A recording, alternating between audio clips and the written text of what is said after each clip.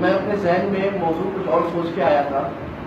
ہمارا موضوع چل رہا ہے سیرت النبی پر، لیکن اتنے سارے پیارے نوجوان چہرے دیکھ کر میں نے موضوع بدلا ہے. تو مجھے لالچ ہو رہی ہے کہ ان لوگوں سے کچھ بات کی جائے. اللہ تعالیٰ ان کو دین کے لیے، قوم ملت کے لیے قبول کرے. تو آج کا موضوع ہوگا ہمارا نوجوان اور اسلام میں ان کا کردار. اللہ تعالیٰ مجھے صحیح بات کہنے کی اور ہم سب کو عمل کرنے کی توفیق عطا فرمائے. اللہ تعالیٰ نے قرآن مجید میں انسانی عمر کا نقشہ کھینچا ہے اور اس کو 3 مرحلوں میں بتایا ہے. اللہ الذی خلقکم من ضعف، اللہ تعالیٰ وہ ذات ہے جس نے تمہیں کمزوری سے پیدا فرمایا. ثم جعل من بعد ضعف قوة، پھر اللہ نے کمزوری کے بعد طاقت اور قوت عطا فرمائی. ثم جعل من بعد قوة ضعفا وشیبا، پھر اللہ نے قوت کے بعد دوبارہ کمزوری پیدا فرمائی. اللہ جیسے چاہتا ہے بنا دیتا ہے.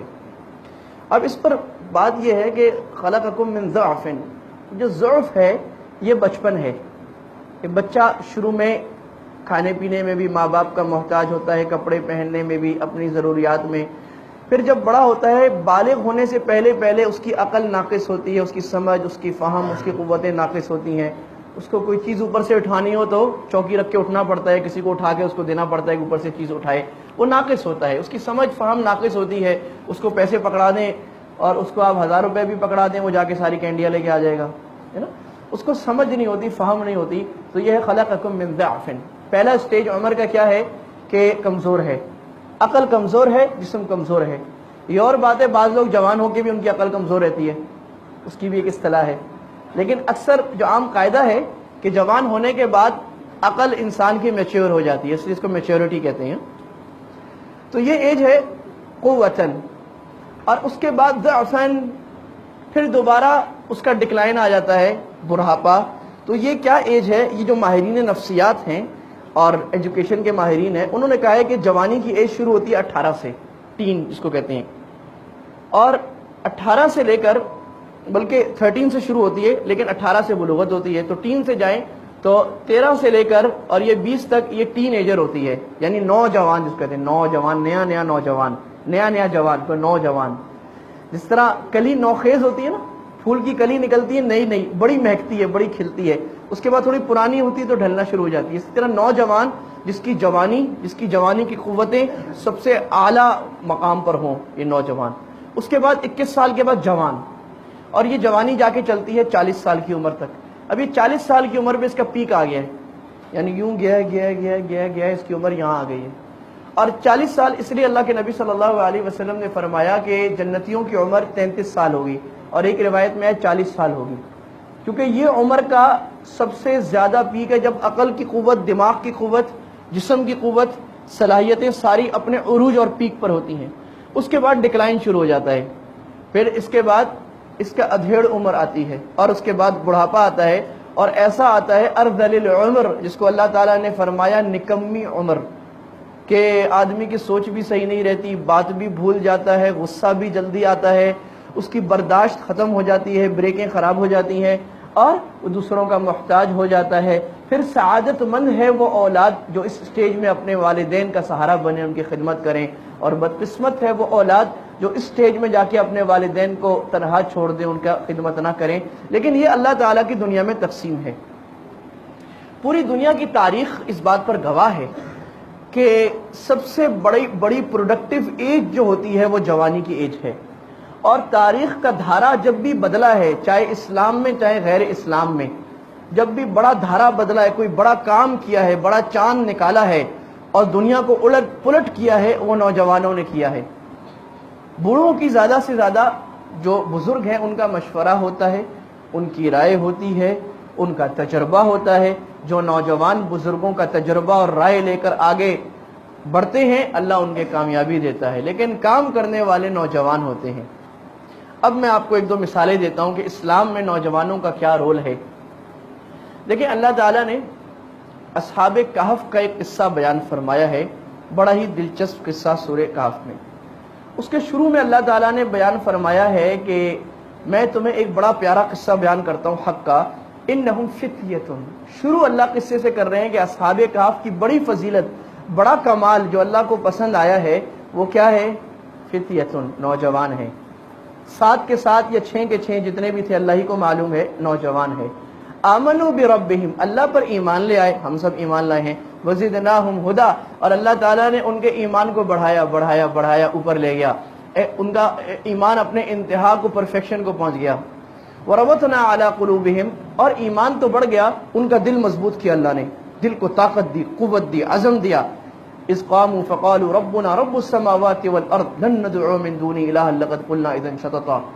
دقیانوس اور پوری قوم اس کی جو تھی وہ شرک پر تھی، کفر پر تھی، وہ کہتا تھا میں خدا ہوں، میری بات مانو، میری سلطنت، ظلم کرتا تھا، مارتا تھا، تنگ کرتا تھا، لوگوں پر ظلم مار دھاڑ کا بازار گرم تھا، شرک کرتا تھا، اللہ کے علاوہ اور خدا بنائے تھے، اپنے آپ کو بھی خدا کہتا تھا۔ ان کو سمجھ میں آ گئی کہ یہ جھوٹ ہے، سچ ایک خدا ہے، انہوں نے کہا ہم اللہ کی بات مانیں گے، اللہ کو ایک مانیں گے اور ہم اس پر ڈٹے رہیں گے، اب آندھی چلے طوفان آئے ہم نہیں ہٹیں گے، عزم کر لیا۔ لاکھوں کا مجمع ہے، لاکھوں کا شہر ہے، اٹھنے والے نوجوان کتنے ہیں؟ 7 6 5 بس یہ تعداد ہے، 5 یا 6 یا 7۔ تو کیا کیا؟ ایمان مضبوط ہوا، عزم کر لیا۔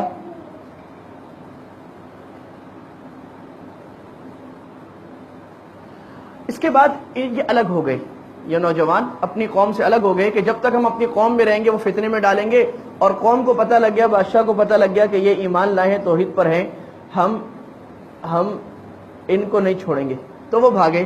اور راستے میں ایک چرواہا ملا، اس نے کہا کیا بات ہے بھائی؟ انہوں نے کہا ہم وہ بھی نوجوان کام ایمان لائے اللہ پر اور ہم اللہ کی بات مانیں گے، اللہ ہی کو ایک مانیں گے، اس شرک کے عقیدے کو نہیں مانیں گے، اس ظلم کے نظام کو نہیں چلنے دیں گے۔ انہوں نے کہا میں بھی تمہارے ساتھ چلتا ہوں، چلو۔ اس کا کتا بھی ساتھ آ گیا، اللہ چلو جی۔ اب گئے غار میں چھپ گئے، اور غار میں جو چھپے، اور وہ کس لیے چھپے تھے؟ ایمان بچا کے لے گئے تھے، وہ بھاگے نہیں تھے، اپنے ایمان کی حفاظت کرنے کے لیے لے گئے تھے۔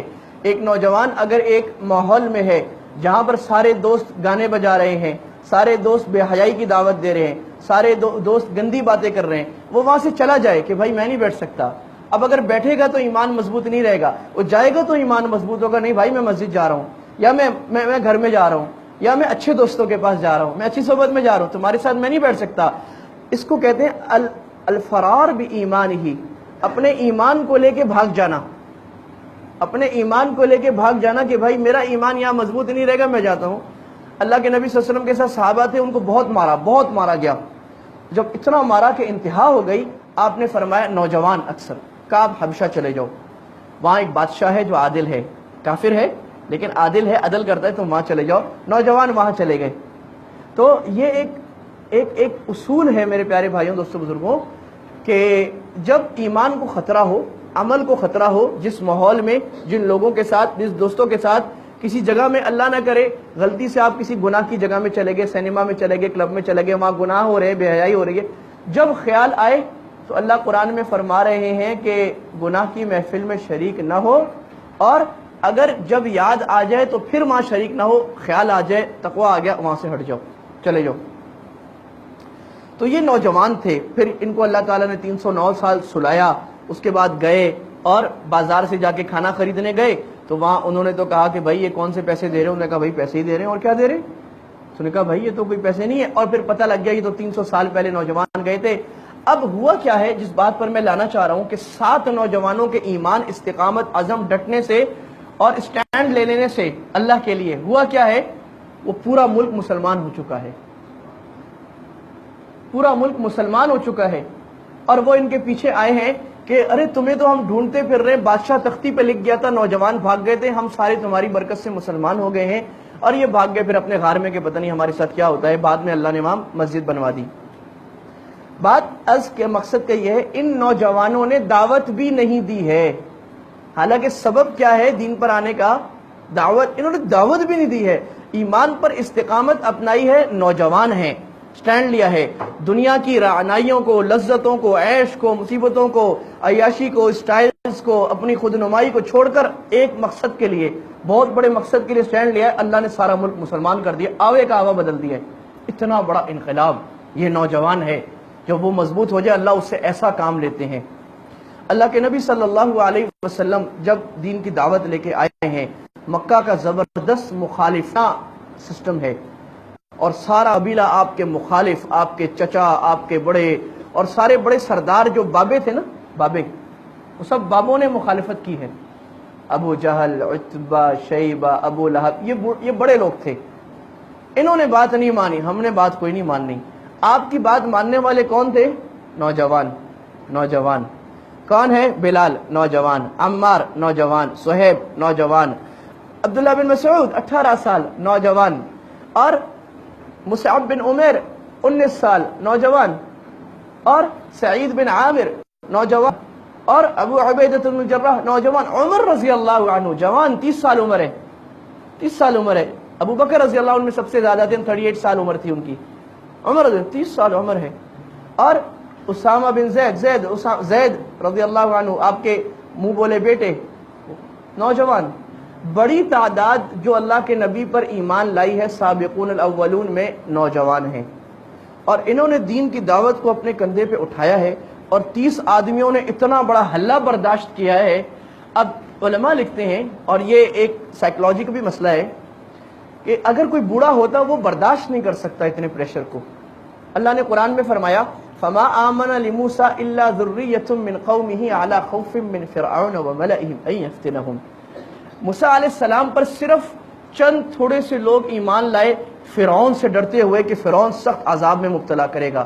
وہ عذاب آج کی طرح کا عذاب نہیں تھا. وہ عذاب یہ تھا کہ دونوں ہاتھ یہاں رکھ کے کیل ٹھوک کے لٹکا دیا، ایک چیرا مارا، 2 دن میں تڑپ تڑپ کے مرتا رہا آدمی، پھر گدھ کھاتے ہیں جسم کو. یہ 2 دن یہ عذاب تھا. وہ عذاب یہ تھا کہ آنکھوں کے اندر سیسا ڈال کے آنکھوں کو پگھلا دیا. وہ عذاب یہ تھا کہ جسم کے اوپر چھری لے کر جسم کی کھال زندہ آدمی کی اتاری. یہ عذاب فرعون کا تھا. تو مفسرین نے لکھا ہے کہ یہ جو تھوڑے سے لوگ موسیٰ علیہ السلام پر ایمان لائے تھے، یہ سارے نوجوان تھے، کیونکہ مخالفت کو نوجوان برداشت کر سکتا ہے. قوت برداشت، قوت عزم، انڈورنس، ٹالرنس، یہ اللہ نے نوجوان میں رکھا ہے، بوڑھے میں رکھا نہیں ہے، فطرت ہے اللہ کی. تو نوجوان آئے، موسیٰ علیہ السلام پر ایمان لائے، اور وہ بنی اسرائیل کی قوم بنی، اور جس نے ساری دنیا پر حکومت کی، اور سارے انبیاء اس کے اندر آئے. یہ نوجوانوں کی برکت تھی. تو میں عرض کر رہا تھا اللہ کے نبی صلی اللہ علیہ وسلم کی دعوت کو کندھے پر اٹھانے والے غالب نوجوان تھے. ان نوجوانوں کی برکت سے آج ہم مسلمان بیٹھے ہیں. آج مسلمان بیٹھے ہیں. اگر سارے بوڑھے ہوتے کام نہیں بنتا، سارے نوجوان ہوتے پھر بھی نہ بنتا. نوجوان زیادہ تھے، بڑی عمر کے بزرگ کم تھے. بزرگوں کی رہنمائی تھی. اللہ کے نبی صلی اللہ علیہ وسلم خود بھی بزرگ ہیں نا، 40 سے اوپر ہیں. ان کی رہنمائی تھی. لیکن کام کرنے والے، کام کو چلانے والے، آگے بڑھنے والے، بات سینے پر تلوار سہنے والے، یہ نوجوان تھے. اللہ کے نبی صلی اللہ علیہ وسلم احد میں ہیں، اور احد میں مسلمانوں کو عارضی شکست سامنے آ گئی ہے. اور 2-3 صحابہ ہیں جو آپ صلی اللہ علیہ وسلم کے ارد گرد کھڑے ہیں، اور ایک صحابی اپنے ہاتھ پر تیر روک رہے ہیں یوں. یہ کون کر سکتا ہے؟ نوجوان. اور ایک صحابی ہیں وہ اتنا تیز تیر مار رہے ہیں کہ جو آس پاس گزر رہا ہے، اللہ کے نبی صلی اللہ علیہ وسلم اس کو کہہ رہے ہیں کہ اپنا ترکش اس کے لیے ڈال دو، میں نے ایسا نوجوان نہیں دیکھا جو ایسے تیر برساتا ہو. اور رسول اللہ صلی اللہ علیہ وسلم کا سارا ڈیفینس انہوں نے کیا ہے وہاں احد میں. جب سارے پیچھے آگے پیچھے ہو گئے تھے، اور 3000 کافر اللہ کے نبی صلی اللہ علیہ وسلم کی طرف پڑے بڑے، یہ وہاں پر وہ نوجوان کر رہے ہیں. اور اللہ کے نبی صلی اللہ علیہ وسلم نے ان کو وہ دعا دی ہے اس نوجوان کو جو آج تک امت میں آپ نے اور کسی کو نہیں دی ہے. کیا عجیب دعا دی ہے!